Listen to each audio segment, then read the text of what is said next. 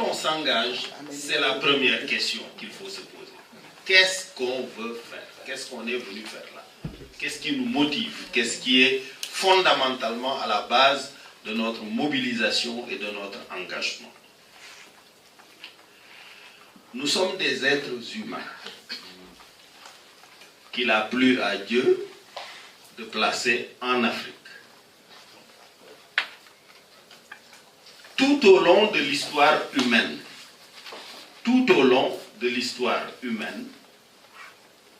la relation entre l'Afrique et le reste du monde,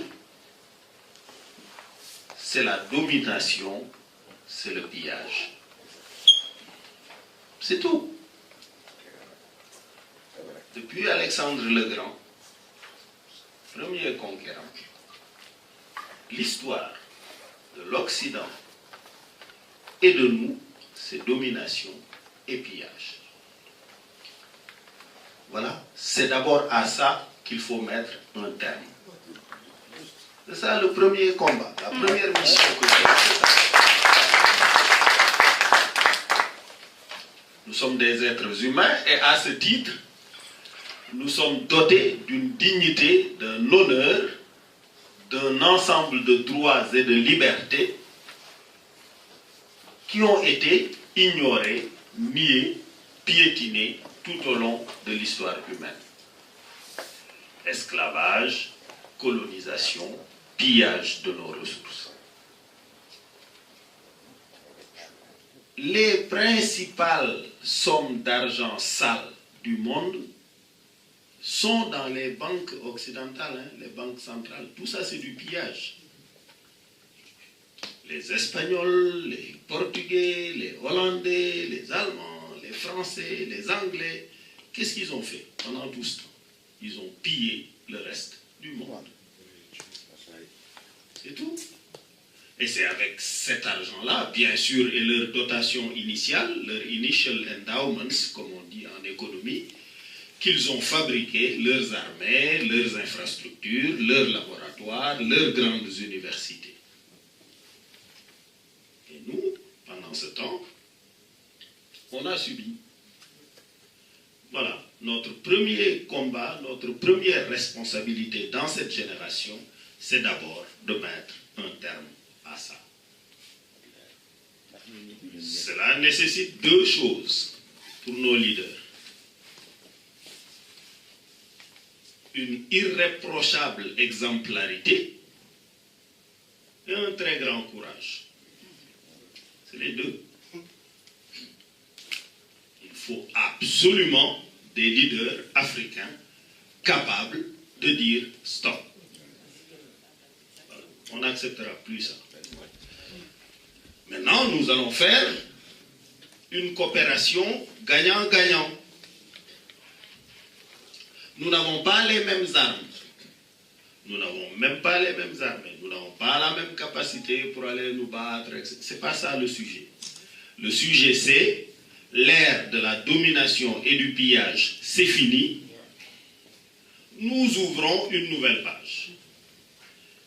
Mais pour pouvoir le faire, il faut être indépendant et pouvoir regarder dans les yeux les autorités occidentales et leur dire ça. Et avoir le courage. Et naturellement, cela nécessite d'être accompagné par son peuple. Et ce n'est pas seulement aux leaders de faire l'effort, c'est aux citoyens aussi de faire l'effort. C'est tout, hein? Aucun peuple ne sera transformé si les individus qui le composent ne changent pas ce qui est en eux.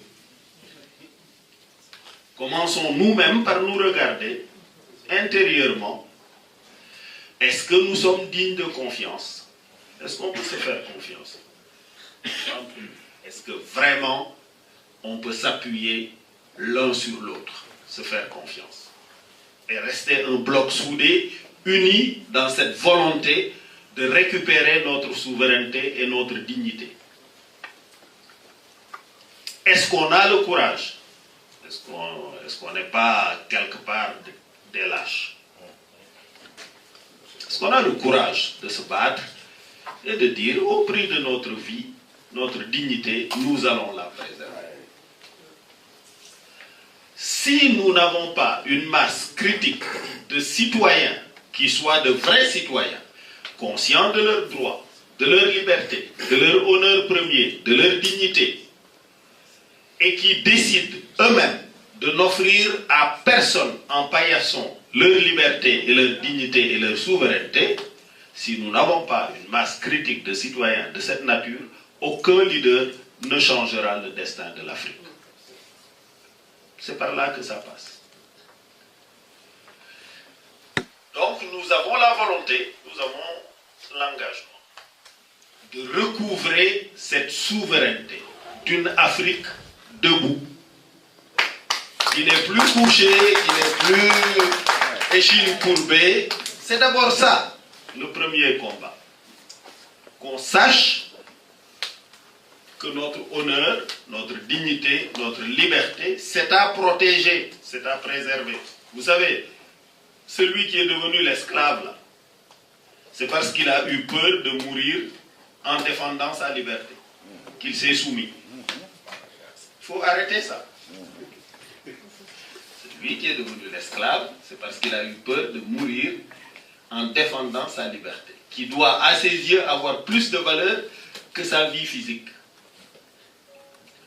L'autre, le maître, c'est parce qu'il a eu le courage de mettre en péril sa vie pour dominer l'autre. Posons-nous la question. Qu'est-ce que nous sommes prêts à faire? Tant qu'on n'a pas ça, rien ne changera. Macky Sall continuera à donner à la France, aux puissances étrangères, tout ce qu'ils vont lui demander.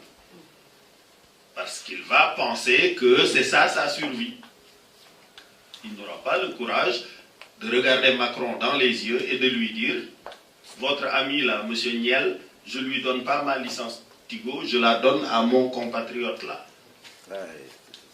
Est-ce qu'il a pu faire ça? Non, il ne peut pas. Pourquoi? C'est tout. Il a peur. Tout simplement.